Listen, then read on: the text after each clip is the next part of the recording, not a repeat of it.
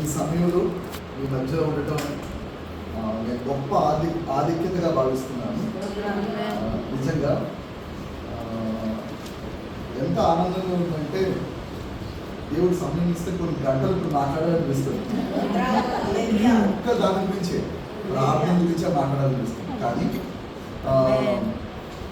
వినుటకు శక్తి కలిగిన కొలది ఏసై మనతో మాట్లాడతారు. నాతోనైనా మీతోనైనా కదా. సరే, ఏది ఏమైనప్పటికీ వాక్యంలోకి వెళ్దాం. మీరందరూ శ్రద్ధగా ఉంటారని నా ఆశపడుతున్నాను. మంచి శ్రేష్టమైన ద్రాక్షారసం తయారు చేయడానికి కొన్ని వందల సంవత్సరాలు పడుతుంది. మంచి శ్రేష్టమైన ద్రాక్ష అంటే మన ఇంట్లో మిక్సీలో అది అలాంటిది కాదు. అంటే శ్రేష్టమైన వైన్ తయారవ్వాలండి. వందల సంవత్సరాలు పట్టే ఆ ద్రాక్షరసాన్ని వేసే కానా విధులో 1 నిమిషంలో చేశారు.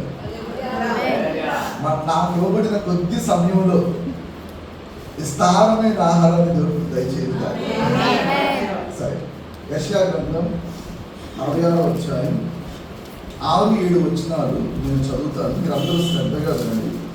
యెషయా గ్రంథం 66వ అధ్యాయం 6-7 వచనాలు. యెరూషలేమా, మీరు చదువుతారు. నీ ప్రాకారముల మీద నేను కావలి వారిని ఉంచి ఉన్నాను. రేయైనను పగలైనను వారు మౌనముగా ఉండరు. యెహోవా జ్ఞాపకర్తలారా, విశ్రమింపకుడి. ఆయన యెరూషలేమును స్థాపించు వరకు, లోకమంతటా దానికి ప్రసిద్ధి కలుగజేయ వరకు ఆయనను విశ్రమింపనీయకుడి.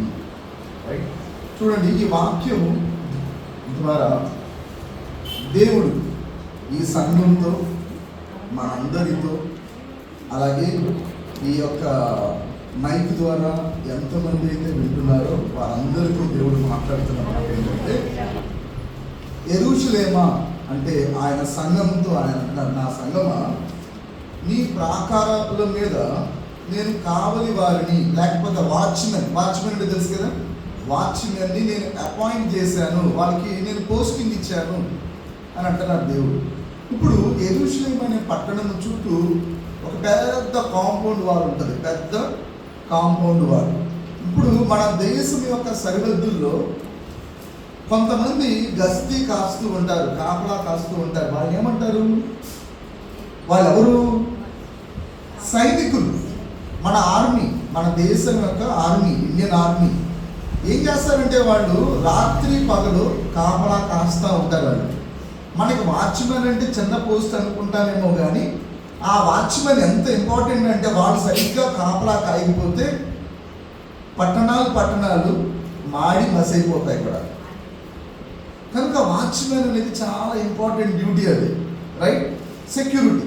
అలాగే దేవుడు తన సంఘముకి ఆ ప్రాకారం మీద, అంటే చూడండి, మీరు ఒక సంఘం అనగానే ఒక సిటీ, యెరూషలేము అనే పట్టణం, ఆ పట్టణం చుట్టూ ఒక కాంపౌండ్ వాల్, ఆ కాంపౌండ్ వాల్ మీద వాచ్మెన్ తిరుగుతూ ఉంటారు. ఇది దేనికి గుర్తంటే మన సంఘం చుట్టూ ఒక ప్రాకారం, ఆ ప్రాకారం మీద ఎవరున్నారు? ఎవరిని పెట్టాడు దేవుడు?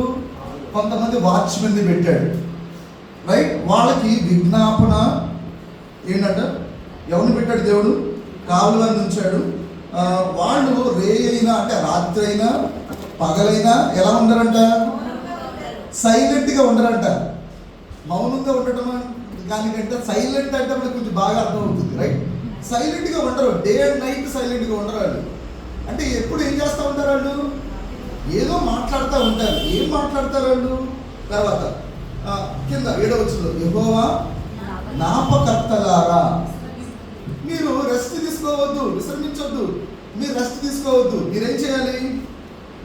మీరు రెస్ట్ తీసుకోవద్దు. ఆయన యెరూషలేమును అనగా ఆయన సంఘాన్ని స్థాపించే వరకు. స్థాపించడం అంటే ఏంటి?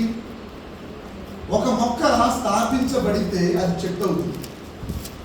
అది స్థాపించబడకపోతే దాన్ని ఎవరైనా పీకేయచ్చు, రైట్? దేవుడు ఒక సంఘాన్ని, ఒక మందిరాన్ని, ఒక కుటుంబాన్ని, ఒక దేశాన్ని స్థాపిస్తే దాన్ని ఎవ్వడూ పీకలేడు, రైట్? కానీ ఇప్పుడు ఆ కార్యం జరిగే వరకు ఈ జ్ఞాపకర్తలు అంటే ఏంటి? విజ్ఞాపనకర్తలు. మనం దేనికోసం వచ్చాము ఇక్కడికి? ఊరికినే ప్రార్థన చేయడానికి కాదు. ప్రార్థన చేసి సాయంత్రం ఏదో పలహారం అయితే తిని వెళ్దాం రాలా. మనం దేనికోసం వచ్చాము? విజ్ఞాపన చేయడానికి వచ్చాం. మనకు ఒక పేరు ఇచ్చారు దేవుడు. ఆ పేరేంటి? మనకు దేవుడు పెట్టిన పేరు విజ్ఞాపన కర్తలు లేక జ్ఞాపకర్తలు. అంటే దేవుడు మర్చిపోతాడా? దేవుడికి ఏమైనా మెమరీ ప్రాబ్లం ఉందా? లేదు. జ్ఞాపకర్తలు అంటే దేవా, నువ్వు చేసిన వాగ్దానాలు, నీవు చేసిన నిబంధన, సంఘంతో నువ్వు చేసిన నిబంధన, రైట్? తర్వాత నువ్వు సంఘం కోసం చేసిన ఆ యొక్క వాగ్దానాలు. ఇంకొకటి దేవా నువ్వు అబ్రహాముతో చేసిన వాగ్దానం. అబ్రహాంకి దేవుడు ఏదైతే వాగ్దానాలు చేశాడో అది మన సంఘానికి, మన కుటుంబానికి, వ్యక్తిగతంగా మనకు కూడా అవి చెందుతాయి. కనుక అవి జ్ఞాపకం చేయాలి దేవుడిని. ఏం చేయాలి దేవుడికి? దేవా నీ వాగ్దానం, నీ వాగ్దానం, నీ వాగ్దానం అని. ఇప్పుడు ఒక ఇంటి యజమానుడు డీమార్ట్కో లేకపోతే ఏదో పెద్ద షాప్కి వెళ్ళేటప్పుడు ఇంటి యజమానురాలు పెద్ద లిస్ట్ ఇచ్చినట్టు, దేవా అది చేయనాయనా, ఇది చేయనాయనా, మా అబ్బాయి సీటునైనా, మా అబ్బాయి పెళ్ళినైనా, నాకు ఇల్లునైనా, నాకు అది నాయనా, ఇది నాయనా. ఇది కాదు మనం చేయాల్సింది. ఇక్కడ మనం చేయాల్సింది ఏంటి? దేవా నీ వాగ్దానం లిస్టు.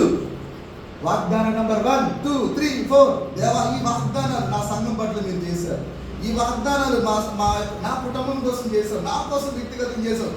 ఇవన్నీ మీరు జ్ఞాపకం ఉంచుకుని అవన్నీ నెరవేర్చండి ప్రభువా అనేసి మనం నాన్ స్టాప్గా ఆయనకి జ్ఞాపకం చేస్తూ ఉండాలి. హల్లెలూయా. అర్థమవుతుందా మీకు చెప్పేది? ఇప్పుడు ఒక యజమానుడు ఇంటికి బయటికి వెళ్ళాడు షాప్కి.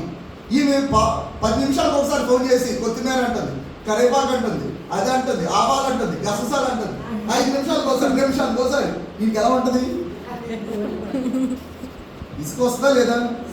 దేవుడు ఏమంటున్నాడంటే ఆయనకి మీరు రెస్ట్ ఇవ్వద్దు అంటున్నాడు. మీరు కామ్గా ఉండొద్దు. హలో, ఆయన ఏమంటున్నాడు? మీరు కామ్గా ఉండొద్దు, ఆయన్ని కూడా రెస్ట్ తీసుకొనివ్వద్దు అంటున్నాడు. ఒకసారి హల్లెలూయా చెప్పండి. త్వరగా ముగించమ్మా ప్రార్థన అంటావు.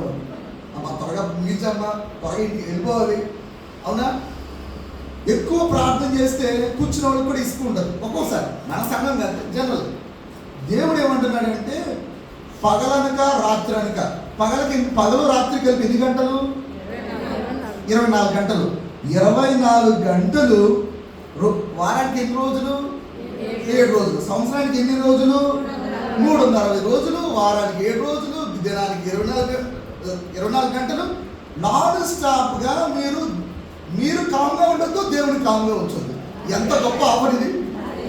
హలో, ఇక్కడ 12 సోమవారం, ప్రతి సోమవారం 12 గంటల నుంచి 8 వరకు అమ్మా, 5 వరకు, రైట్? ఇంత ప్రార్థన చేయలేక కొంతమంది లేట్గా వస్తారు. ఇంత ప్రార్థన చేయకుండా, లేకపోతే కొంతమంది పలహారం, మన సంఘంలో కదే పలహారం ముందు తీసుకునే ముందు వస్తారు, టీ ఇచ్చే ముందు. అలా కాదు. మనకి దేవుడు ఇచ్చిన ఆఫర్ ఏంటంటే నాన్ స్టాప్గా మనం ప్రార్థన చేయవచ్చు. మీ వేలు ఇక్కడే ఉంచండి. వేలు ఇక్కడే ఉంచి లోకాసు వార్త 18వ అధ్యాయం 1వ వచనంకి వెళదాం. అది చూడక మునుపు ఒక మాట చెప్పాలి. ఎంతసేపు నువ్వు ప్రార్థన చేయాలంటే దేవుడు చేసిన వాగ్దానాలు నీ సంఘం పట్ల, నీ కుటుంబం పట్ల, నీ వ్యక్తిగత జీవితంలో, నీ పిల్లల జీవితంలో నెరవేరే వరకు, ఆయన స్థాపించే వరకు ఆయన నువ్వు కామ్గా ఉండదు, ఆయన కామ్గా ఉంచదు. అది నెరవేరే వరకు. కొన్నిసార్లు దేవా నేను బతుకుండగానే నా పిల్లల పెళ్లిలో వాళ్ళయ్యా, లేదా నా మరణాలయ్యా, అదయ్యా, ఇదే ఎక్కువసారి మనం ప్రార్థన చేస్తాం. అర్థమవుతుందా? అవునా?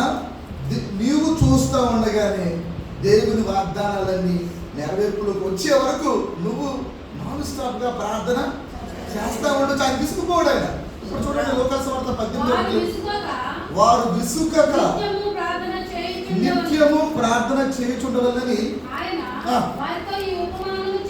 చాలు. అక్కడ యేసు ప్రభు వారు ఒక ఉపమానం చెప్పారు. ఎవరు చెప్పారు? యేసు ప్రభు వారు. ఎలా ప్రార్థన చేయాలంట? విసుకక నిత్యము అంటే ఎన్ని గంటలమ్మా? 24 hours, 24/7, 365 days. మీకు అర్థమవుతుందా పాయింట్? ఇప్పుడు విసుకక అనే మాటకి ఇంగ్లీష్ బైబిల్లో ఏముందంటే ఫెయింట్ అని ఉంది. అంటే ఫెయింట్ అవ్వకుండా, ఫెయింటింగ్ అంటే ఏంటి? ఫెయింట్ అవ్వటం అంటే ఏంటి? ఫెయింట్ అవ్వటం ఏంటంటే, నేను ఎందుకు ఈ మాట చెప్తాను అంటే మనకు బాగా అర్థం అవ్వాలని. ఫెయింట్ అవ్వటం అంటే అర్థం ఏంటంటే మూర్ఛపోవడం. ఏంటమ్మా మూర్ఛ? ఎప్పుడు వస్తుంది మూర్ఛ? మూర్ఛ అంటే రోగం గురించి నేను చెప్పట్లా. మూర్ఛ అంటే ఏంటంటే కొన్నిసార్లు స్కూల్లో పిల్లలు ఆ ఎండలో నిలబడి అది చేసే డ్రిల్స్కి ఏంటి, ఆ డ్రిల్ జరుగుతున్నప్పుడే కొంతమంది పిల్లలు పడిపోతారు, కొంతమంది ఎగ్జామ్ హాల్లో పడిపోతారు, రైట్? ఇక్కడ దేవుడు మీరు నిత్యము ప్రార్థన చేయండి అంటే సోలిపోకుండా, మూర్ఛపోకుండా ప్రార్థన చేయండి అంటున్నాడు. మీకు ఇక్కడ ఒక సీక్రెట్ ఉంది. ఇక్కడ ఎవడైనా 24 గంటలు పని చేస్తా ఉంటే, 360 రోజులు నాన్ స్టాప్గా పనిచేస్తా, నాన్ స్టాప్గా వాగుతూ ఉంటే, నాన్ స్టాప్గా ఆయన విసిగిస్తూ ఉంటే, నాన్ స్టాప్గా ఏడుస్తూ ఉంటే, నాన్ స్టాప్గా ప్రలాపిస్తూ ఉంటే, మొత్తుకుంటా ఉంటే, రోధిస్తూ ఉంటే, గోడకేసి కొట్టుకున్నట్టుగా ఏడుస్తూ ఉంటే, సంవత్సరం అంతా ఇదే పని అయితే వాడికి మూర్ఛ రాదా? వస్తారాదా? హలో, వస్తారాదా? దేవుడు ఏమన్నాడు? మీరు 24 గంటలు ప్రార్థన చేయండి అంటాడు, సంవత్సరం పొడుగుతూ ప్రార్థన చేయమని అంటాడు, మీరు కామ్గా ఉండొద్దు అంటాడు, ఆయన కామ్గా ఉంచొద్దు అంటాడు, కానీ మూర్ఛపోవద్దు అంటాడు. ఎలా సాధ్యం? ఎలా సాధ్యం? ఎలా సాధ్యం అంటే అది నిజంగా భారం అయితే నువ్వు మూర్ఛపోతావు. ప్రార్థన అనేది నీకు భారం కాదు. ప్రార్థన నీకు భారం అయితే నువ్వు ఆటోమేటిక్గా మూర్ఛపోతావు. ప్రార్థన నువ్వు అది అదే దేవుడు నాకు ఇచ్చిన ఇది బరువురా, బాధ్యతరా అని అనుకుంటే, ఇప్పుడు ఏ తండ్రి అయినా ఏ తల్లి అయినా తన కుటుంబము తనకు భారం అనుకుంటే సరిగ్గా ఏ కుటుంబమును సంసారాన్ని చేయలేరు. ఇది నాకు దేవుడు ఇచ్చిన బాధ్యత, ఇది నా హార్ట్ బీట్, ఇది నా హార్ట్ బీట్, ఇది నా కుటుంబం బాగుండాలి, క్షేమంగా ఉండాలి, రైట్? మొదటి సమయాల గ్రంథం, మీ వేలు అక్కడే ఉంచండి, మీ వేలు అక్కడే ఉంచి మొదటి సమయాల గ్రంథంలో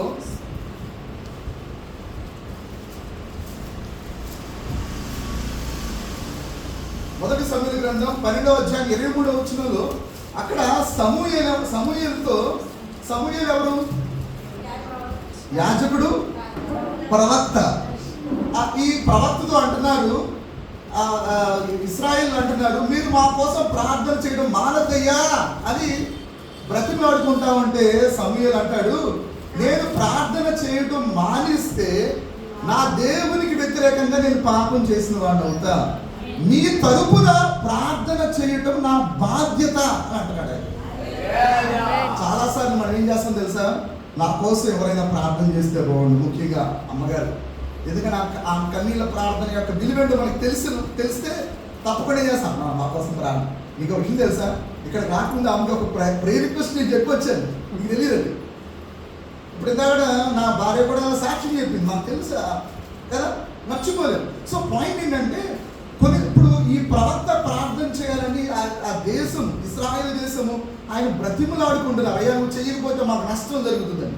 ఆయన అంటాడు, అమ్మ మీరు నన్ను బ్రతిమలాడాల్సిన అవసరమే లేదు, నేను ఒకవేళ ప్రార్థన చేయడం మానేస్తే నేను మీకు విరుద్ధంగా కాదు, నా దేవునికి విరోధంగా నేను పాపం చేసిన వాడిని అవుతాను అన్నాడు. పాపం అంటే ఏంటి? ప్రార్థన చేయకపోవడమే పాపం. ప్రార్థన చేయకపోవడమే అది నీ బాధ్యత, అది నీకు బరువు కాదు.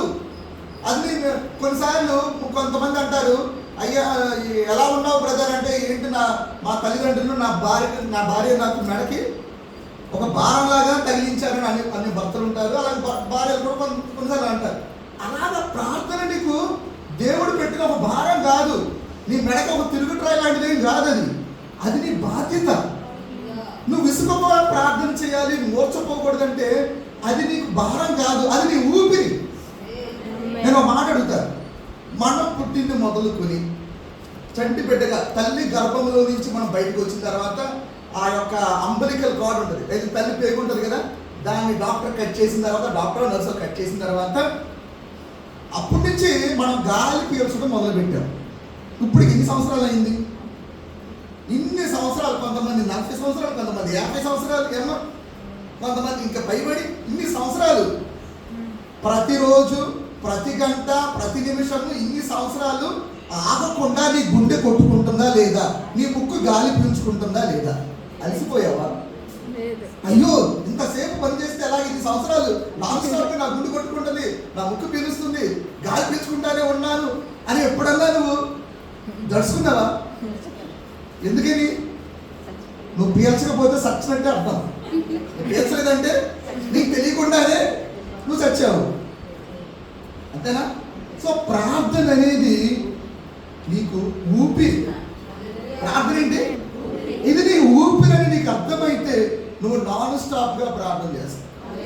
ఇది నీ బాధ్యత అని నీకు అర్థమైతే నువ్వు ఇతరుల కోసం చేస్తావు. ఇప్పుడు ప్రార్థన అనేది మన కోసం చేసేది కాదు, ప్రార్థన ఇతరుల కోసం చేసేది. అక్కడ సమూయేలు కూడా అదే అంటాడు, మీ తరపున ప్రార్థన చేయడం నా బాధ్యత. దేవుడు ఎవరిని, ఇప్పుడు నువ్వు మనం ప్రార్థన చేసేటప్పుడు మనకు కొంతమంది గుర్తొస్తారు. మన కుటుంబమే కాదు, కొన్నిసార్లు కొన్ని ఫ్యామిలీస్ గుర్తొస్తాయి. నీకు తెలియని వాళ్ళు దేవుడు ఎవరు గుర్తు చేస్తారు. నీకు తెలియదు, అయ్యా నా చుట్టం కాదు, నా స్నేహితుడు కాదు, మా సంఘం కాదు, మా యొక్క కులం కాదు, మా గోత్రం కాదు, వీళ్ళ కోసం ఎందుకు ప్రార్థన చేయాలి? సారీ దేవుడు వాళ్ళని జ్ఞాపకం చేశాడంటే, ఆ భారం నీ మీద పెట్టాడంటే వాళ్ళ కోసం ఏం చేయాలి? వాళ్ళ తరపున వాళ్ళని అడగొచ్చు నువ్వు. దేవా, వాళ్ళు నన్ను రిక్వెస్ట్ ఏం చేయలే, ఏంటిది ప్రార్థన నా కోసం చేయమని రిక్వెస్ట్ చేయాలి. వాళ్ళు రిక్వెస్ట్ చేయాల్సిన అవసరం లేదు. దేవుడు నీకు చూపించాడంటే నువ్వు వాళ్ళ కోసం ఏం చేయాలి?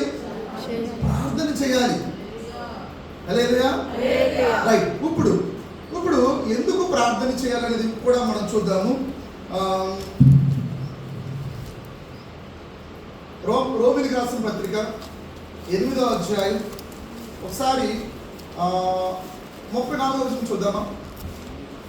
రోమిలికి రాసిన పత్రిక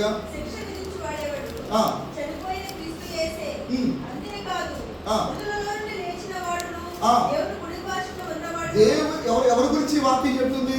యేసు ప్రభువారి గురించి కదా. దేవుని కుడి పార్శ్వమున, అంటే దేవుని యొక్క రైట్ సైడ్ ఉన్నవాడు మన కొరకు విజ్ఞాపన చేయువాడు ఎవరు? యేసయ్య. ఇక్కడ 3.5 సంవత్సరాలు సేవ చేసి ఆయన వెళ్ళిపోయినాక ఇంకా నా పని అయిపోయింది, దేవుడు నన్ను ఏ పని కోసం అయితే పంపించాడు ఆ పని అయిపోయిందని ఆయన రెస్ట్ తీసుకుంటున్నా అక్కడ పరలోకంలో. ఆయన ఏం చేస్తున్నాడు? మనందరి కోసం విజ్ఞాపన చేస్తున్నాడు. మనందరి కోసం. మనం చాలాసార్లు, దేవా నేను ఇన్ని సంఘాలు కట్టాను, ఇంత సేవ చేశాను, ఇన్ని వందల వేల మంది ఆత్మలను ఎదురు నడిపించాను, ఇంక నాకు రెస్ట్ ఇవ్వయ్యాను అంటాం మనం. ప్రార్థన చేయడం మనం మానుకోడు. రైట్. యేసయ్య మనకి గొప్ప మాదిరి. అదే రోమిలికి రాసిన పత్రిక 8వ అధ్యాయం 26 నుంచి కొన్ని వచనాలు చూద్దామా? అటువలే ఆత్మయు మన బలహీనతలను చూచి సహాయం చేయుచున్నాడు.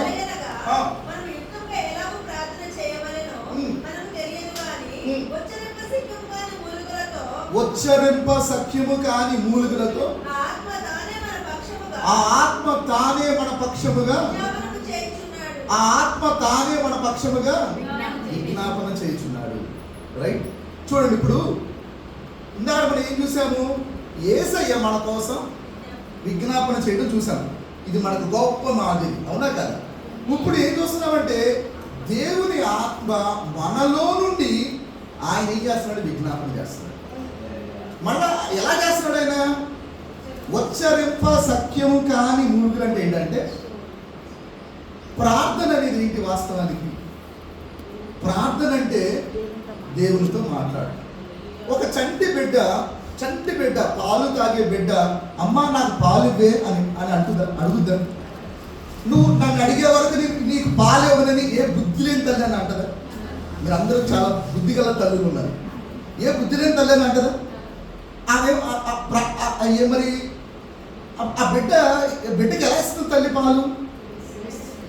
ఏడ్చినప్పుడు ఆ భాష ఎవరికి అర్థమవుతుంది? అది ప్రార్థన. నీకు అర్థమవుతుందా?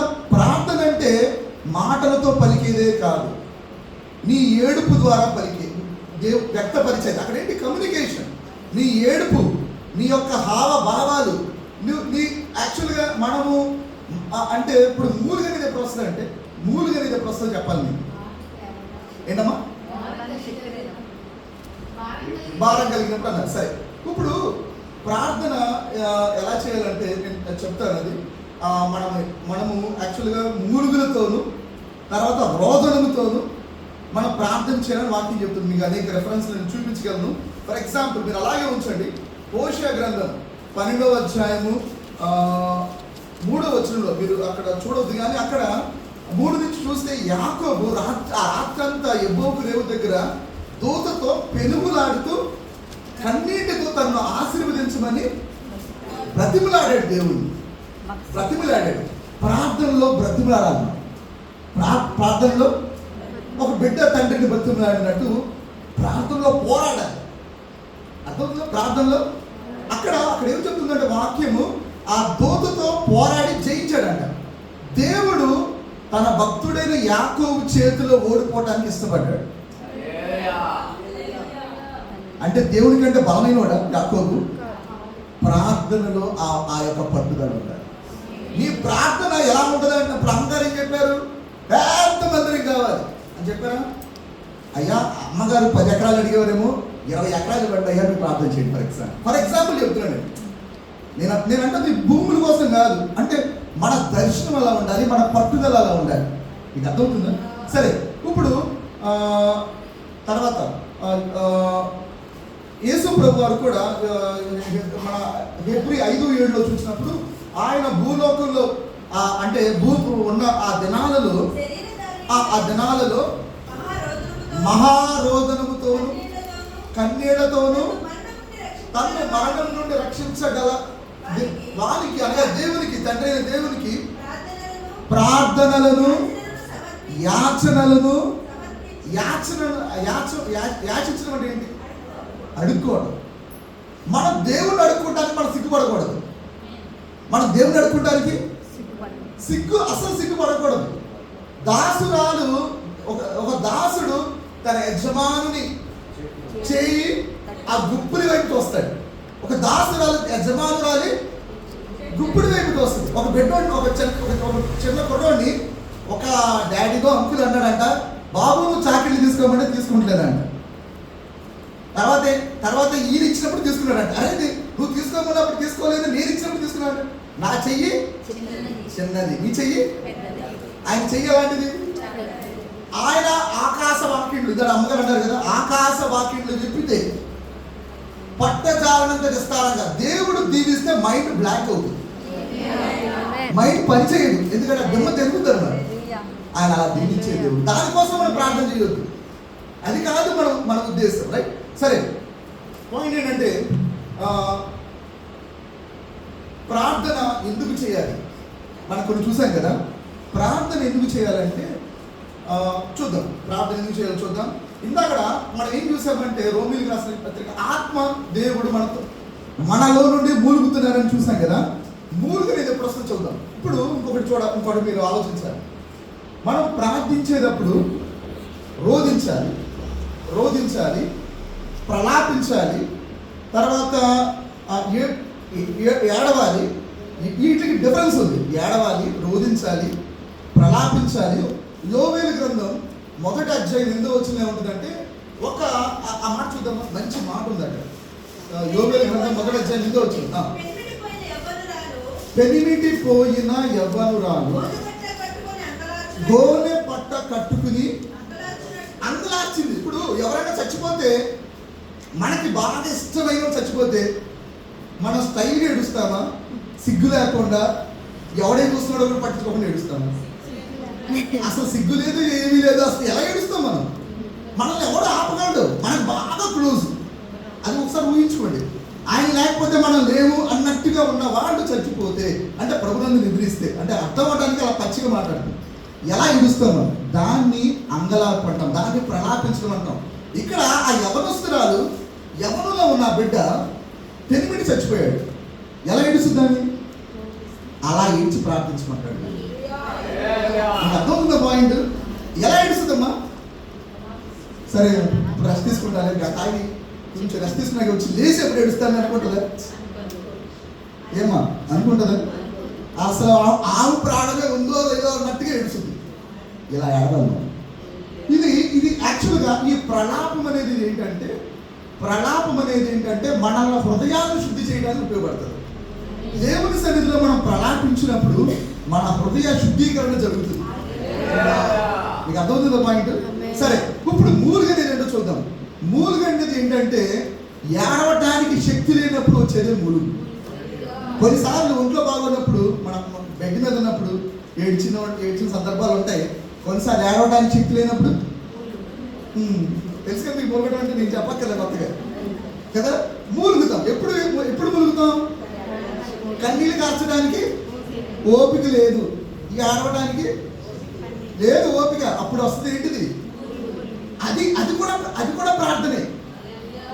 హలో, మీరు చాలాసార్లు దేవా నాకు ఏడవడానికి ఓపిక లేదు, ఎలా ప్రార్థన చేయాలి అని అనుకోవద్దు. అది బ్రహ్మాండమైన ప్రార్థన, దానికి మించిన ప్రార్థన లేదు. అసలు మూలుగుకు మించిన ప్రార్థన లేదు. ఎందుకంటే నీకు అసలు ఓపికే లేదు, అయినా మూలుగుతున్నావు. దేవా దేనికోసం మూలుగుతున్నావు? దేనికోసం మూలుగుతున్నావు అంటే, దేవా నా భవిష్యత్తు, నా కుటుంబ భవిష్యత్తు, నా సంఘ భవిష్యత్తు అయ్యా నీ ప్రణాళిక బద్ధంగా ఉండాలయ్యా అని నువ్వు మూలగాలి. నా పిల్లలకి ఇంకా పిల్లలు పుట్టలేదు, మనవడు పుట్టలేదు, మనవరాలు పుట్టలేదు, నాకు కోడి గుడ్డి పెట్టలేదు, నాకు గేద గోడ పెట్టలేదు, ఏదో ఇది కాదు మనం చేయాల్సింది ఈ ప్రార్థన. మూలుగు దేనికోసం? నీ వాగ్దానాలు. దేవా మన మూలవాక్యం ఏంటి? యెరూషలేమును స్థాపించే వరకు ఆయన వాగ్దానాల నుంచి మనం ఎత్తిపట్టి జ్ఞాపకం చేయాలి. నీ మూలుగు నీ రోదన, నీ విలాపం దేనికంటే నీ హృదయ శుద్ధీకరణ కొరకు. నీ మూలుగు ఎందుకంటే నీ భవిష్యత్తు కొరకు. నీ భవిష్యత్తు అంటే కేవలం నీ వ్యక్తిగతంగా నీది, నీ కుటుంబాన్ని, నీ సంఘాన్ని మాత్రమే కాదు. నీకు అర్థమవుతుందా? మూలుగు ఇద్దాడు ఒక ఆమె, అమ్మ ఎవరో ప్రార్థన చేశారు, ఆంటీ గారు అనుకుంటారు, గువ్వ మునిగినట్లు మూలగాలి అన్నారా? చూడండి ఒకసారి ఎహెచ్కేల్ గ్రంథం 9వ అధ్యాయం 4వ వచనం చూద్దాం.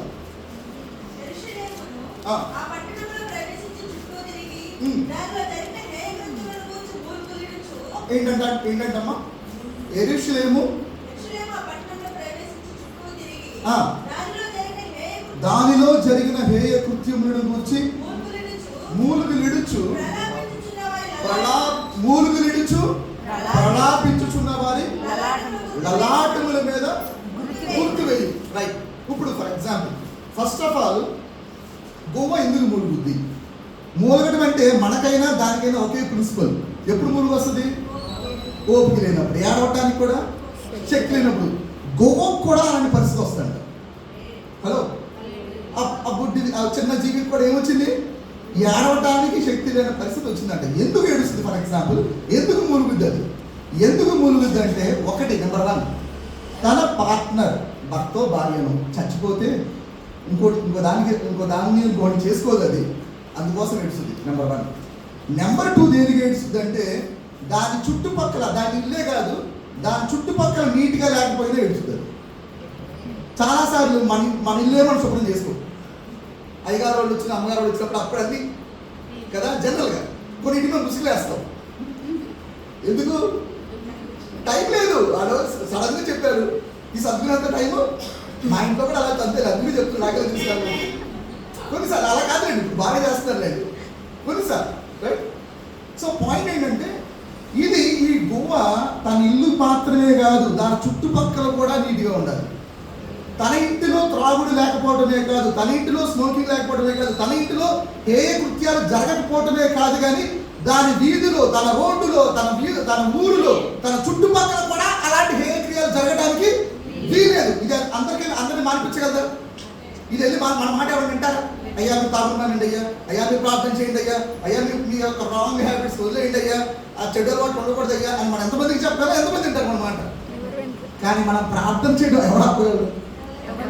మనం ఆయన సన్నిధిలో ఏడుస్తూ, ప్రభువా నా బిడ్డ, నీ బిడ్డ, ఆయనకి తెలియకపోవచ్చు, నీ బంధువు కావచ్చు, నీ సంఘం కావచ్చు, నీ ఊరువాడు కావచ్చు. దేవుడు ఏం చేస్తాడంటే, నువ్వు ఆయన గువ్వైతే నువ్వు ప్రార్థన చేయకుండా ఉండాలి. నువ్వు ఆయన అక్కడ దేనికోసం నువ్వు పెడుతున్నావు? యెరూషలేములో, ఆ పట్టణంలో అనగా ఆ సంఘములో, ఆ దేశంలో, ఆ ఊరిలో జరుగుతున్న హేయ కృత్యాలంటే ఏంటి? హేయ కృత్యాలంటే జరగకూడని క్రియలు. దేవుడు అసహించుకునే క్రియలు, దేవుడు ఇష్టపడని క్రియలు, దేవుడు ఓర్చుకోలేని క్రియలు జరుగుతూ ఉంటే దేవుడు ఏడవాలి. మనకేంటంట కాదు, నా దేవుడిని బాధించేది నన్ను కూడా బాధిస్తుంది. మీకు తెలుసా, సౌలు రాజు దేవునికి అయిష్టగా ఉన్నప్పుడు ఒక రాత్రంతా కూడా సమూయేలు దేవుని సన్నిధిలో ఏడుస్తూ ఉంటాడు, మొరపెడతా ఉంటాడు.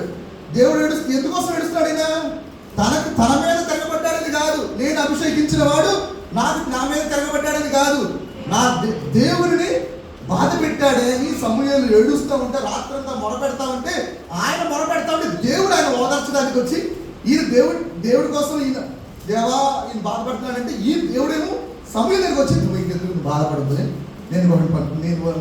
నీ కొవ్వు రెడీ చేసుకో, ఒక వ్యక్తిని రెడీ చేశాను అభిషేకించడం అంటే, ఈయనేమో దేవుడు ఓదార్చడం, దేవుడేమో ఈ విజ్ఞాపనకర్తను ఓదార్చడం.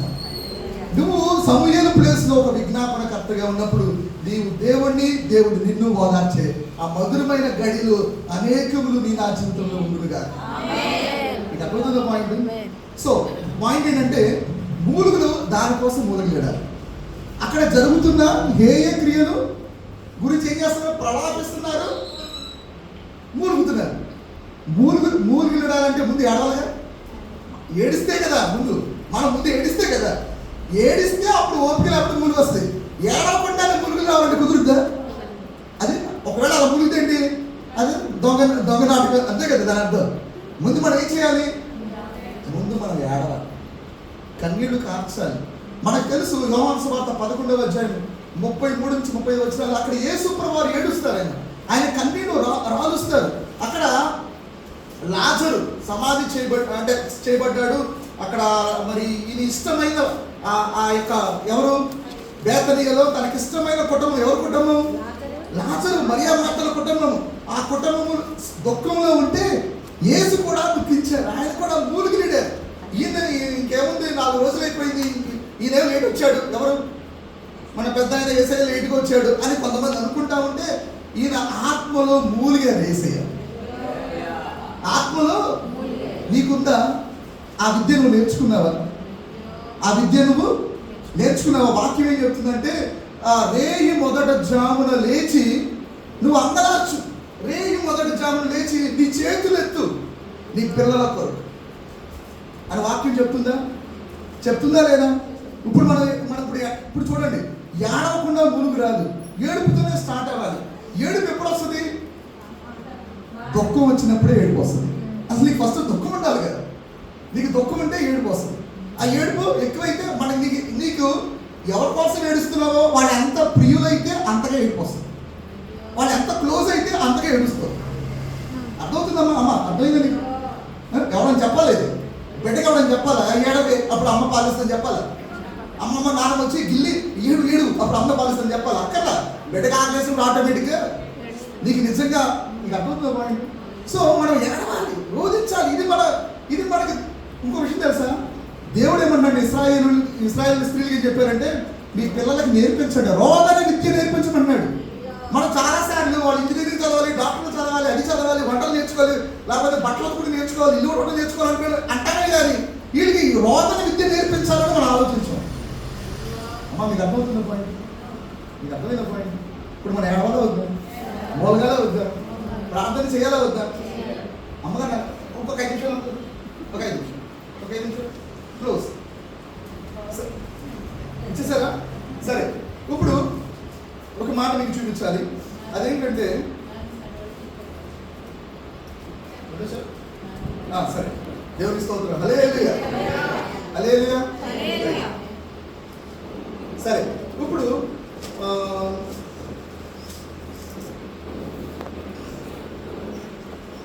మూలుగుల గురించి మనం విన్నాం కదా. ఎందుకోసం మూలగాలో మనకి అర్థమైంది. ఎందుకోసం మూలగాలి చెప్పడం? ఎందుకోసం మూలగాలి మర్చిపోకూడదు. మన అసలైన పాయింట్, ఎందుకోసం మూలగాలి? ఆశీర్వాదాల కోసం కాదు, ఆశీర్వాదాల కోసం కాదు, భవిష్యత్తు కోసం మూలగాలి. ఎవరి భవిష్యత్తు? నీ భవిష్యత్తు, నీ కుటుంబం భవిష్యత్తు, నీ సంఘం భవిష్యత్తు, నీ గ్రామము, నీ టౌన్, నీ సిటీ భవిష్యత్తు, నీ దేశ భవిష్యత్తు కోసం మూలగాలి. రైట్? ఇంకొకటి, జరుగుతున్న హేయ కృత్యాలు. ఇప్పుడు ఎవడో తాగి పడిపోయాడు, నీకెందుకు వెళ్ళిపోవచ్చుగా. ఏమ్మా ఇంతేనా? ఎవడో ఇంట్లో కొడుతున్నాడు తాగొచ్చి, నీకెందుకు? అది తింటున్నాడో తింటలేదో ఏడుస్తున్నాడో మొత్తుకున్నాడు, నీకెందుకు? అలా కుదరదు. నువ్వు ఆయన గొప్పవైతే, నువ్వు ఆయన పావురం అయితే, నా పావురమా నీ స్వరము వినబడి నిమ్ము. తర్వాత నీ స్వరము వినబడి నువ్వు అంటున్నాడు. నీ స్వరం మధురం అని కూడా ఉండదు ఒక చోట. వాస్తవానికి పావురం యొక్క స్వరం మనం వినలేము, అది చేసే ఆ సౌండ్ మనము వినలేము, కానీ ఆయనకి ఇంపుగా ఉంటుంది. ఆయనకి నువ్వు మూలిగితే ఏంటి అలా మూలుగుతున్నావు, నాకు నిద్ర కూడా పట్టట్లేదు అనొచ్చు భర్త పక్కన పట్టు, పిల్లలు అలా చేయడం అస్తమానం ఇదేనా నీ పని. నీ మూలుగు నీ పక్కనోడికి ఇసుక కలిగించవచ్చు, కానీ నీ దేవుడికి అది ఇసుక. ఆయన అంటాడు వినబడది, నీ మూలుగులు వినబడది, నీ స్వరం వినబడది, నేను నీ ముఖం చూడది, నీ కన్నీటితో నిండిపోయిన నీ ముఖాన్ని నేను చూడని. అక్కడ వాక్యం చెప్తుంది, నా పరుపు జలం ఎక్కడ ఉంటుందండి? 8వ అధ్యాయంలో ఉంటుంది.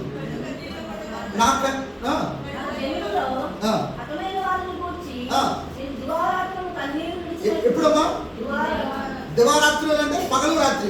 కన్నీరు విడుచున్నట్లు నా తల జలమయముగాను నా కన్నులు కన్నీళ్ళ ఓటగాను ఉండునుగాక. మీరందరూ గాక. దేవా నా సంఘం కోసం నేను అలాగే ఏడ్చుంది గాక. కన్నీళ్ళు ఓట అంటే ఏంటమ్మా? బావిలో నీళ్ళు ఉంటాయా? తోడే కొంచెం వస్తాయా? ఓట కూడా అంతే.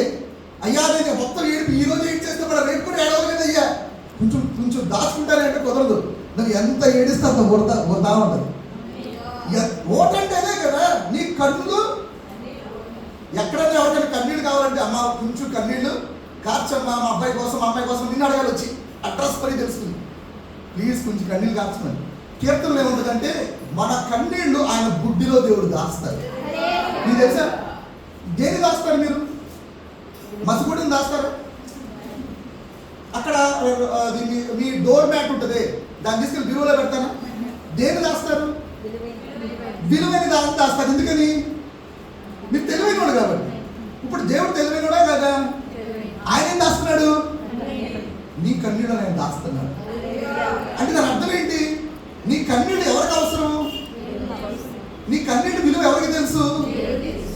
నీ భర్తకి తెలియకపోవచ్చు, నీ భార్యకి తెలియకపోవచ్చు, నీ పిల్లలకి తెలియకపోవచ్చు, ఇంకెవరికైనా తెలియకపోవచ్చు. నీ కన్నీటి యొక్క విలువ నీ దేవుడికి తెలుసు. కనుక దేవా ఎక్కడ కార్చమో అని అడుగు. ప్రతి దానికోసం ఏడవద్దు. దేవా మా అబ్బాయికి స్కోర్ అంటయ్యా, డబ్బులు లేవయ్యా, ఫీజు కట్టాలయ్యా, డబ్బులు లేవయ్యా, ప్రతి దానికోసం ఏడవద్దు. దేనికోసం ఏడమంటున్నాడు దేవుడు, దానికోసం ఏడు. వేస్ట్ చేసుకోవద్దు. ఏమా డబ్బులు అన్నీ ఉన్నాయి, వేస్ట్ చేసుకుంటే ఎలాగా? వేస్ట్ చేసుకోకూడదు. అన్ని కన్నీళ్ళు కూడా వేస్ట్ చేయొద్దు. ఏం చేయాలి? దేవా మీరు దాయండి, ఎప్పుడు వాడమంటే అప్పుడు వాడతానయ్యా. ఏంటి? ఎప్పుడు వాడమంటే మనం ఎలా తెలిసింది ఎప్పుడు వాడాలో? ఆత్మ దేవుడు నీలో ఉంటే ఆయనే నీకు ఎలా ఇప్పించాలో, ఎలా విజ్ఞాపన చేయించాలో ఇప్పుడు అక్కడేముంది మనం చూసిన వాక్యంలో? ఉచ్చరింప సఖ్యము కాని మూలుగంటే అర్థం ఏంటి? ఉచ్చరించడం అంటే పలకటానికి కూడా తెలియదు. ఏ మాటలు మాట్లాడి ఎలా ప్రార్థన చేయాలో మనకి తెలియదు. ఎవరికి? ఎంత గొప్ప పాస్టర్కైనా, ఎంత గొప్ప దైవజనుడికైనా. అంటే నేను వాళ్ళని తక్కువ ఇట్లా వాళ్ళకి మించినవి కూడా వాళ్ళకి ఉంటాయి కదా, అవునా కదా? సో ఉచ్చరింప సఖ్యం అంటే మన భాషకు అర్థం కానిది, ఎలా ప్రార్థన చేయాలో తెలియదు, కానీ మూలుగుల ద్వారా ఆయనే మన ద్వారా జరిగిస్తారు. రైట్? సరే, ఇప్పుడు ఒక మాటని చూపిస్తాను.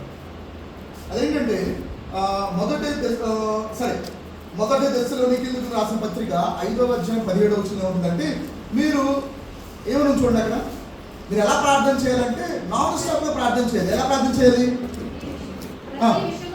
ప్రతి విషయమునందును కృతజ్ఞత ఏంటంటమ్మా? ప్రతి విషయమునందును కృతజ్ఞతాస్తుతులు చెల్లించుడి.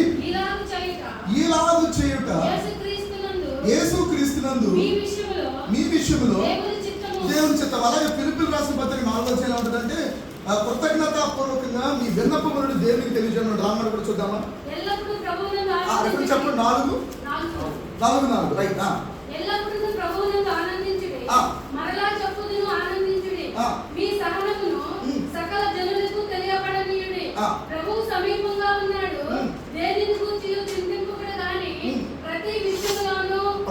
విషయము ప్రతి విషయము లోను ప్రార్థన విజ్ఞాపనల చేత కృతజ్ఞతాపూర్వకంగా మీ విన్నపములను దేవునికి తెలియజేయండి. అక్కడ ఏం చూసా ఒక్క నిమిషం. అప్పుడు సమస్త జ్ఞానములకు మించిన దేవుని సమాధానము యేసుక్రీస్తు వలన మీ హృదయములకు మీ తలంపులకు కావలి ఉండును. రైట్. ఇందాకడ మొదటి దశలోనికి రాసిన పత్రిక 5:7 ఏం చూసాం? అక్కడ ప్రతి విషయమందును కృతజ్ఞతాస్తుతులు చెల్లించండి. ఇలా చేయడం యేసుక్రీస్తు మీ విషయంలో దేవుని చిత్తం. మనం దేవుని చిత్తం నెరవేర్చకుండా దేవుని రాజ్యం చేరగలము? ఆ రోజు మనకి మత్తయి సువార్తలో ఉంటుంది ఏంటంటే, ఆ రోజున అనేక మంది నన్ను చూసి ప్రభు నీ నామమున అద్భుతాలు చేయలేదా, ప్రవచనాలు అంటే ఆర్డర్లో చెప్పట్లేదు, తప్పు పట్టవాకండి, ప్రవచనాలు చెప్పలేదా, అద్భుతాలు చేయలేదా, అవునా, ఇలా అనేకమైన చేశాం కదా అంటే మీరెవరో నాకు తెలీదు, అక్రమం చేయవలన పొందన్నాడు. అక్రమం అంటే ఏంటి? క్రమము కానిదేదో అదే అక్రమం. దేవుని చిత్తం చేసేవాడే ఆయన రాజ్యం చేస్తాడు. ఇక్కడ మనం ఏం చూసాం? అక్కడ ప్రతి విషయంలో దేవునికి ఏం చేయాలంటే కృతజ్ఞతాస్తుతులు చెల్లించాలంట. అది దేవుడు మన విషయంలో దేవుని చిత్తం. ఈ చిత్తం నెరవేర్చకపోతే మనం దేవుని దగ్గరికి వెళ్ళలేము. కృతజ్ఞతాస్తుతులు ఎలా చెల్లించాలని ఉంది? ఎలా చెల్లించాలని ఉన్నాడు? ఫిలిప్పీయులకు రాసిన పత్రికలో ప్రతి విషయంలోనూ ప్రార్థన విజ్ఞాపనల చేత కృతజ్ఞతాపూర్వకంగా విన్నపాలు తెలియజేయాలంట. మీరు ఒక మాట అంటారు, స్తుతి అంటే ఏంటి? దేవుణ్ణి మహిమపరచడం. మనకు అర్థమయ్యే భాషలో, లేకపోతే అన్యులకి కూడా అర్థమయ్యే భాషలో చెప్పాలంటే స్తుతి అంటే ఏంటి? పొగడటం. రైట్. మనం ఎప్పుడు పొగుడుతాం? మనం ఈ బిర్యానీ భలే ఉందమ్మా, టీ భలే ఉంది సిస్టర్, నిజంగా బాగుందండి. ఫర్ ఎగ్జాంపుల్, మనము సంతోషించకుండా పొగడగలము, ఆనందించకుండా పొగడగలము. సంతోషంగా ఆనందం తేడా ఉంటుంది. సంతోషం అంటే శరీర సంబంధమైనది, ఆనందం అనేది ఆత్మ సంబంధమైనది. అది డిఫరెన్స్ అన్నమాట. సో సంతోషించకుండా మన జీవితంలో జరిగి దేవుడు చేసిన కార్యం గురించి సంతోషించకుండా, ఆత్మ సంబంధంగా ఆయన చేసిన కార్యం గురించి ఆనందించకుండా, నిజంగా ఆయనకి మనం కృతజ్ఞత కలిగి ఉండలేము. చాలాసార్లు మనము దేవునికి, ఇప్పుడు అమ్మగారు అయ్యగా చెప్తుంటారు, అమ్మ మీరు కృతజ్ఞత కూడికి పెట్టుకోండి, ఎందుకని వాళ్ళకి తెలుసు కృతజ్ఞత లేకపోతే నష్టపోతామని వాళ్ళకి తెలిసి అలా జరగకూడదని వాళ్ళు ఏమంటారు? కృతజ్ఞత కూడికి పెట్టుకోండి. కృతజ్ఞత కూడికి మనం పెట్టుకుని కృతజ్ఞత లేకుండా పెట్టుకుంటే దానివల్ల యూజ్ లేదు. రైట్, అవునా? ఇప్పుడు ఇక్కడ ఏం చెప్తుంది? కృతజ్ఞతా స్తుతి అంటే ఏంటి? నీ స్తుతి బలి, నీ స్తుతి ఆరాధన కృతజ్ఞతలో నుండి పుట్టాలి. ఎక్కడి నుంచి పుట్టాలి? అది కృతజ్ఞత లేనుండి పుట్టాలి. కృతజ్ఞత ఎప్పుడు వస్తుంది అంటే నువ్వు ఆనందించినప్పుడే వస్తుంది. వాక్యం ఏం చెప్తుందంటే ఫిలిప్పీయులకు రాసిన పత్రికలో ప్రతి విషయమందును అంటే అర్థం ఏంటి? నీకు డబ్బున్నా లేకపోయినా. హబక్కులో ఉంటుంది కదా, శాలలో పశువులు లేకపోయినా, తర్వాత పంట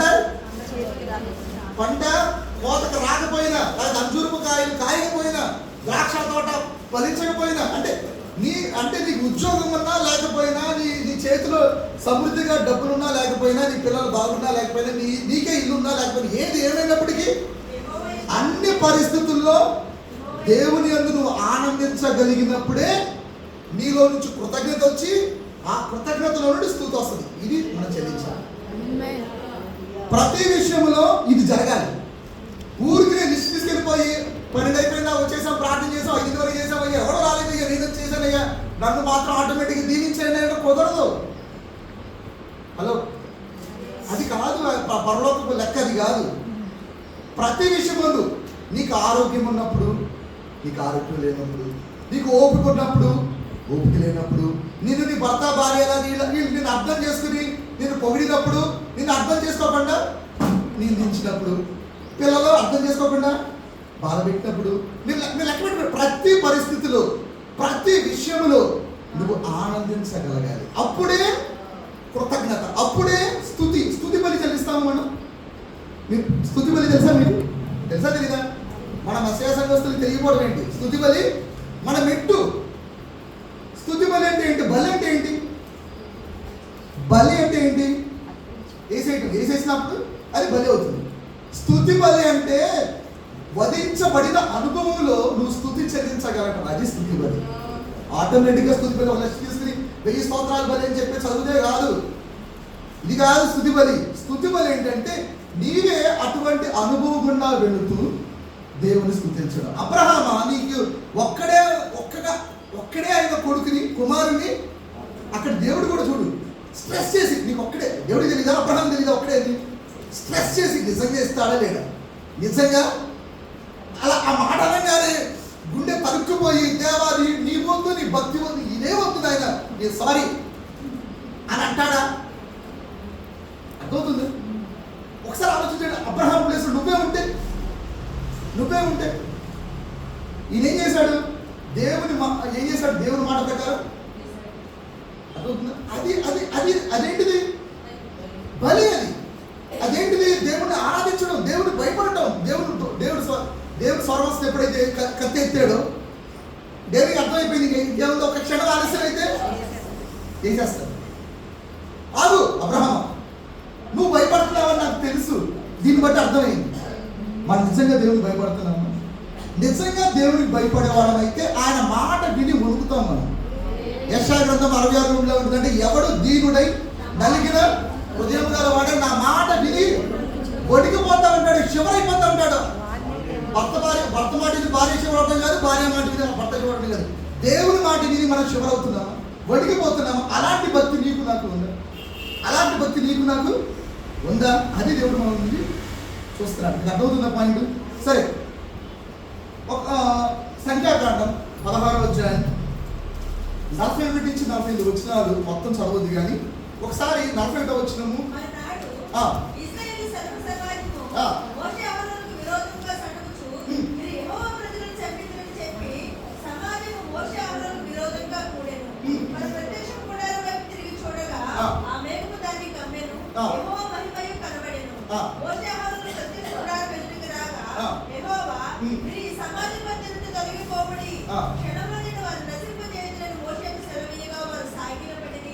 అప్పుడు మోషే ధూపార్తిని తీసుకొని బలిపీఠము నిప్పులతో నింపి ధూపం వేసి వేగంగా సమాజంలోకి వెళ్ళి వారి నిమిత్తం ప్రాయశ్చిత్తము చేయము. కోపం యెహోవా సన్నిధి నుండి బయలుదేరి తెగులు మొదలుపెట్టని అహరోనుతో చెప్పగా మోషే చెప్పినట్టు అహరోను వాటిని తీసుకొని సమాజం మొదలు పరిగెత్తిపోయినప్పుడు తెగులు జనుల్లో మొదలుపెట్టి ఉండేను. కాగా అది ధూపం వేసి ఆ జనుల నిమిత్తం ప్రాయశ్చిత్తము చేసెను. అతను చచ్చిన వారికి బ్రతికిన వారికి మధ్య నిలబడినప్పుడు ఏమైంది? తెగులు ఆగిపోయింది. ఇప్పుడు సందర్భం ఏంటంటే ఇశ్రాయేలీయులు యాజ్ యూజువల్గా వాళ్ళ అలవాటు చొప్పున, వాళ్ళకి అలవాటు ఏంటి? దేనికి అలవాటు? చిన్నదానికి ప్రతిదానికి అలగటం. మన వాళ్ళు కొంతమందికి అలవాటు, అయ్యగారు అమ్మగారి మీద కూడా అలిగేవాళ్ళు ఉంటారు. ఫర్ ఎగ్జాంపుల్ రైట్, కొన్నిసార్లు కదా, మీరు మంచివాళ్ళు అండి చెప్తున్నాను, ప్రతిదానికి అలిగే బ్యాచ్ అనమాట. ప్రతిదానికి సరిగే బ్యాచ్. ఉప్పు ఎక్కువైనా అలుగుడే, సరుగుడే, ఉప్పు తక్కువైనా సరే, మంచిగా ఉన్నా చెడగా ఉన్నా వీళ్ళని ప్లీజ్ చేయడం ఈజీ కాదు. దేవుడికి కూడా ఆ రోజు అదే బాధ, రైట్? సో వీళ్ళు సరుగుతూ ఉంటే, గొనుక్కుంటూ ఉంటే దేవుడు కోపం వచ్చింది. కోపం వచ్చినప్పుడు ఏమైందంటే తెగులు అంటే ఏంటి తెలుసా? మీకు బాగా తెలుసు. కరోనా తెలుసా మీకు? కరోనా అనేది ఒక తెగులు. ఆ తెగులుకి జనాలు, డబ్బున్నాడు, డబ్బు లేనివాడు, డాక్టర్లు, యాక్టర్లు మొత్తం అందరూ వణికిపోయారు. మీకు అర్థమవుతుందా పాయింట్? సో అది తెగులు అంటే అది. అలాంటి తెగులు ఒకటి వచ్చింది. తెగులు వచ్చి వందల వేల మంది చచ్చిపోతూ ఉంటే మోషే చెప్పాడు, అహరోను చెప్పాడు, నువ్వు పరిగెత్తుకుంటూ పోయి ఆ దోపార్తి దేవుని సన్నిధిలో ఉన్న అంటే ఆ యొక్క అక్కడ నిప్పులు తీసుకుని దోపార్తిలో వేసి, అంటే దాని మీద సుగంధ ద్రవ్యాలు వేసి నువ్వు ఎక్కడికి వెళ్ళాలి? పరిగెత్తుకుంటా జనాల మధ్యలోకి. ఎక్కడొచ్చింది తెగులు? జనుల మధ్యలోకి వచ్చింది. వాళ్ళందరూ ఎక్కడ ఉన్నారు? ఎడారి ప్రాంతంలో ప్రయాణంలో ఉన్నారు, రైట్? సో జనాల మధ్యకి వెళ్ళమన్నప్పుడు వెళ్ళాడు. చచ్చిన వాళ్ళకి బతికిన వాళ్ళకి మధ్యలో ఆ దోపార్తి, అంటే దోపార్తిలో ఏముంది? నిప్పులు ఉన్నాయి, నిప్పుల మీద సాంబ్రాణి లేకపోతే సుగంధ ద్రవ్యాలు ఉన్నాయి, అక్కడ దేవునికి సువాసన వచ్చే ఆ పొగ ఉంది. అది పట్టుకుని ఎక్కడికి వెళ్ళాడు? చచ్చిన వారికి బ్రతికిన వారి మధ్యలో వెళ్ళినప్పుడు ఏమైంది? ఒక్క నిమిషం అక్కడ ఆగి 141వ కీర్తన 2వ వచనం చూద్దామా.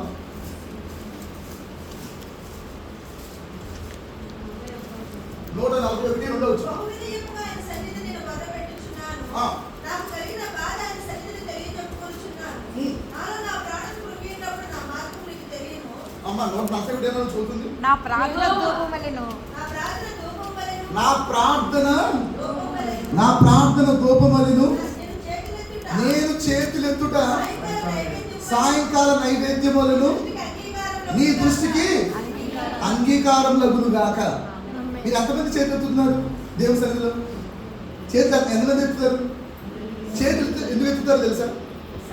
మీరు ఎప్పుడైనా సినిమాలో చూసుంటే, మీరు మంచి వాళ్ళు చూసుంటే హ్యాండ్స్ అప్ అనగా ఏం చేస్తారు? ఎందుకు ఎత్తుతారు? ఎత్తకపోతే ప్రాణం తీసేస్తాడు కాబట్టి, పీల్ చేస్తాడు కాబట్టి. అవునా? హ్యాండ్స్ అప్ అంటే ఏంటి? Surrender out. సూపర్, మంచిగా చెప్పారు.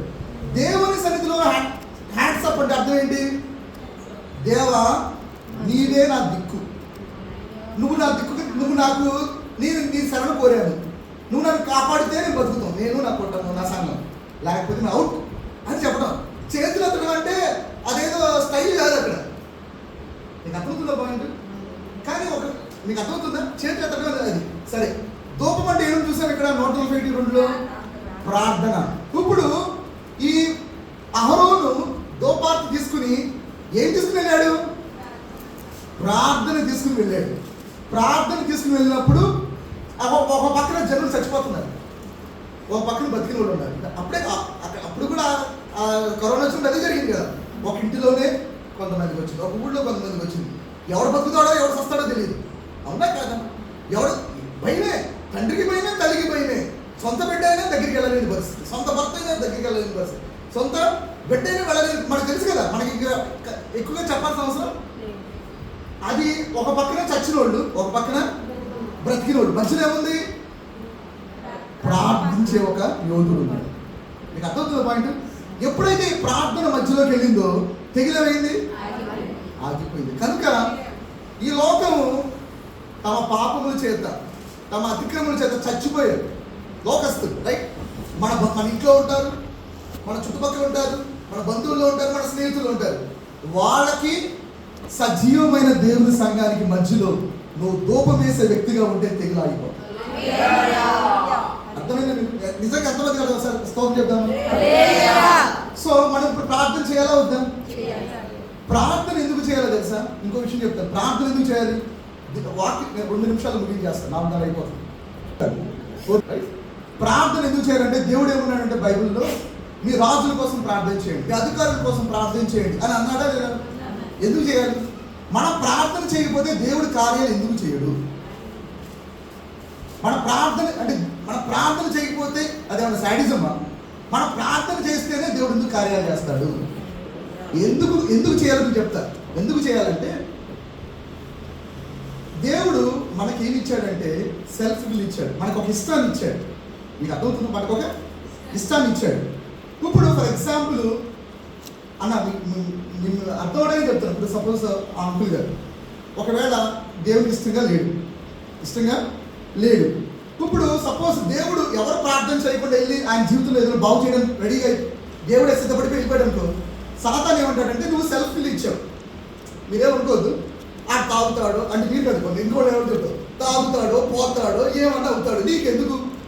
నువ్వెందుకు ఆయన సొంత ఇష్టాన్ని నువ్వు అంటే నువ్వు పాడు చేస్తున్నావు, నువ్వు జోక్యం చేసుకోకూడదు కదా అనేసి వాడు అంటాడు. మనం ప్రార్థన చేసి దేవా ఆయన జీవితంలో జోక్యం చేసుకుంటే అది చాలు దేవుడికి ఆయన జీవితంలో జోక్యం చేసుకుంటాడు. మీకు అర్థమవుతుంది పాయింట్? అందుకే మనం ప్రార్థన చేయాలి. దేవా ఈ వ్యక్తి జీవితంలో నువ్వు జోక్యం చేసుకో, ఈ కుటుంబంలో నువ్వు జోక్యం చేసుకో, ఆయన ఈ పాడైపోతున్న ఈ సంఘం విషయంలో, సంఘం అంటే నా ఉద్దేశం సొసైటీ, మా దేశం, మా రాష్ట్రం, మా ప్రభుత్వం నువ్వు కలగజేసుకో అని మనం ప్రార్థన చేయాలి. దేవుడి మాటలను